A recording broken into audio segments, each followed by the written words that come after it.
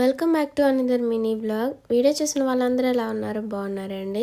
So చాలా రోజుల నుంచి అనుకుంటున్నాను క్యారెట్ హల్వా చేసుకుందాం అనేసి, కానీ టైం అస్సలు కుదరట్లేదు. సో నిన్న కూడా అనుకున్నాను, కానీ అసలు కుదరలేదు.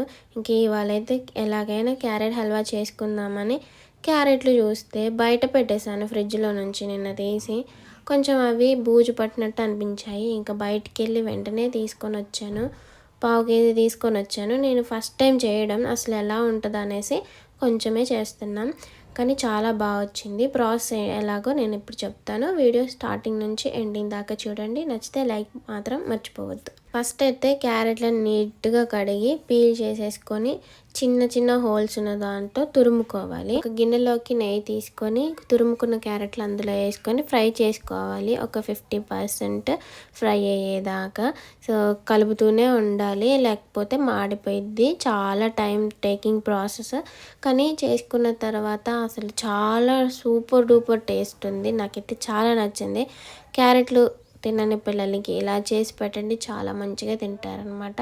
ఎప్పుడైనా మీ ఇంట్లో ట్రై చేశారా? చేస్తే కూడా నాకు కామెంట్ చేయండి, ఇలాగ కాదో కూడా చెప్పండి.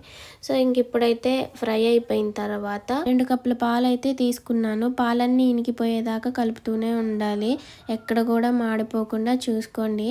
మీరు లేట్ చేయకుండా ఫస్ట్ టైం మన ఛానల్లో వీడియోస్ చూస్తున్నట్లయితే వెంటనే మన ఛానల్ని సబ్స్క్రైబ్ చేసుకొని 1 lakh సబ్స్క్రైబర్స్కి దగ్గరగా ఉన్నారండి. కంప్లీట్ చేసేయచ్చు కదా. సో ఇంక ఇప్పుడైతే చూసారు కదా, నేను షుగర్ కూడా యాడ్ చేశాను. 2 cups ఆఫ్ మిల్క్కి 1 cup ఆఫ్ షుగర్ అయితే వేసాను. మొత్తం షుగర్ కూడా కలిపేదాకా మొత్తం కలిసిపోయి మొత్తం హల్వా మొత్తం దగ్గర పడి అందులో నేను వేసిన నెయ్యి మొత్తం బయటకు వచ్చేదాకా అలా కలుపుతూనే ఉండాలి. సో చూడండి అసలు ఎంత బాగుందో, మొత్తం ఉడికిపోయింది. ఫ్రై చేసినప్పుడు సగం ఉడికింది, ఇప్పుడు పాలల్లో మొత్తం ఉడికిపోయింది. అసలుకి చాలా బాగా వచ్చింది. సో ఇంక ఇప్పుడైతే నెయ్యి బయటికి వచ్చేంత మట్టికి కలుపుతూనే ఉండాలి. సో మనం వేసినంత నెయ్యి అయితే రాదులే, కానీ కొంచెం అయితే వచ్చిద్ది. స్టార్టింగ్లోనే మనం గీలో ఫ్రై చేసిన డ్రై ఫ్రూట్స్ అయితే ఇప్పుడైతే వేసేసుకోవాలి. నేను ఫస్ట్ చెప్పడం మర్చిపోయాను. క్యారెట్ వేసే ముందే డ్రై ఫ్రూట్స్ని అయితే మన దగ్గర ఏ అందుబాటులో ఉంటే అవన్నమాట. సో నా దగ్గర అయితే almonds, pumpkin seeds, watermelon seeds అవే ఉన్నాయి, కాజు లేదు. సో ఇంకా వీటినే వేసేసి ఫ్రై చేశాను. సూపర్ టేస్ట్ ఉంది. మా పిల్లలు అయితే చాలా ఇష్టంగా తిన్నారు. మమ్మీ నాకు పెట్టు నాకు పెట్టు నాకు పెట్టు అని అనుకుంటా.